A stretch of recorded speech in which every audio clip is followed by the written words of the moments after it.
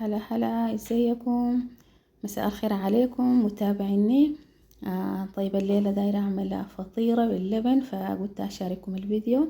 طيب انا هنا عندي الدقيق غربلته واضفت له يعني معلقتين بتاعت نشا، وتاني عندي ظرف بتاع فانيليا ومعلقة ملح واتنين معلقة صغيرة نشادر.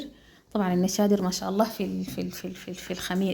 في الفطيرة، يعني بخليها كده هشة وناشفة، يعني بتكون ناشفة وبتكون ما بتكون عندها لب جوا.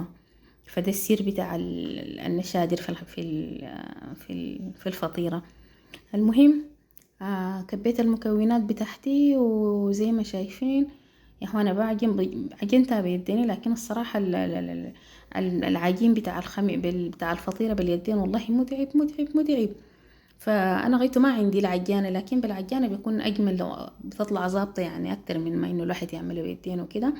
فالمهم انا خديتها بعد ما عجنتها تمام، ملكتها كويس، خديتها بالورق بتاع الهناي، فلمدة يعني زي نص ساعة كده عشان بس العجينة ترتاح شوية.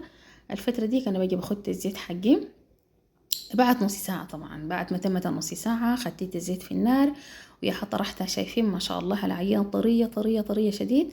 وياهو قطعتها وبرمي فيها، عين لا بتتنفخ كيف ما شاء الله، بتجي منفخة. وطبعا انا مديت باكنج بودرة، فياهو ما شاء الله طبعا بتكون منفخة وبتكون هشة شديد وبتجيف، يعني بتكون ناشفة. شايفين المنظر كيف ما شاء الله. طبعا الفطيرة بكوباية شاي، حاجة كده حاجة لذيذة شديد.